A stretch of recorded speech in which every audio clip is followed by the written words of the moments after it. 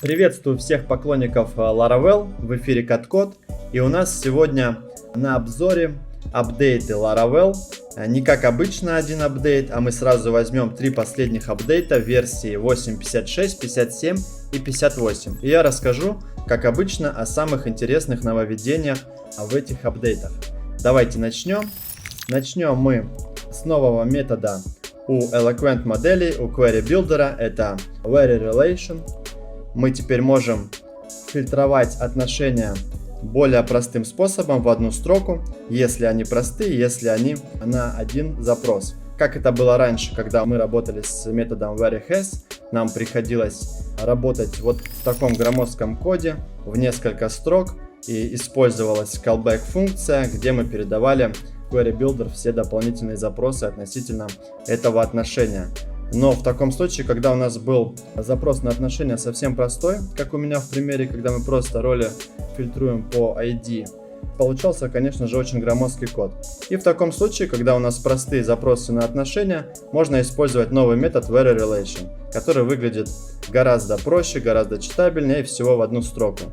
Это, кстати, также повод для рефакторинга старых проектов, где вы использовали такие простые запросы на отношения, можно переделать на VeryRelation. Что интересно, функционал никак не поменялся. Если мы посмотрим debug бар по запросам, здесь я как раз таки использую сразу два метода, и старый VeryHas, и новый.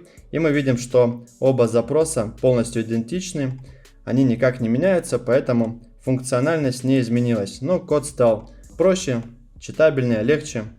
Идем дальше. Следующее нововведение касается валидации форм реквестов. Если ранее мы использовали метод validated, который у нас возвращал все поля при сохранении, которые у нас были в правилах валидации, возвращал в виде массива, что выглядело не очень интересно. Теперь же появился новый метод save. Если мы воспользуемся им, то мы увидим также все поля валидации, но при этом уже не массив, а объект validated input. С ним будет работать более удобно. Есть метод, который его сразу превращает в коллекции. Есть привычные методы по only, except из коллекций. То есть здесь уже мы сможем работать с ним как с объектом. И я думаю, в будущей версии Laravel 9, но это мое мнение, методы у Eloquent моделей, такие как read, update, которые принимали массив, возможно, станут более типизированными и будут принимать уже какой-то объект типа validated input, как здесь. Так, идем дальше. Следующее нововведение — это новый метод по обновлению Eloquent модели, update of fail. Раньше у нас был просто update. Как он работал ранее? Он у нас в любом случае возвращал либо 0, либо единицу.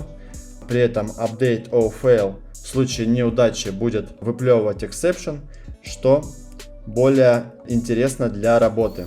Так, и в завершении хотел бы еще показать интересное нововведение в этих апдейтах.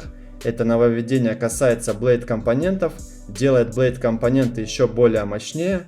Теперь мы можем обращаться также к атрибутам у слотов. То есть, если раньше у нас мы могли обращаться только к атрибутам у родительского компонента, брав его, к примеру, класс, дополняя класс еще каким-либо, теперь мы также можем обращаться к атрибутам у каждого из слотов, добавив пропсы сверху в виде названия слотов, и далее уже от них обращаться к атрибутам и также, как в этом примере, к примеру, дополнять дефолтные классы, передав новые. То есть Blade компоненты становятся все мощнее, и, наверное, к Laravel 9 их дополнят еще более. На этом все по этим трем апдейтам. Надеюсь, вам нравится эта рубрика. Обязательно поддержите канал лайком, это очень важно. Пишите комментарии. На этом все. Всем спасибо за просмотр. Увидимся в следующих роликах.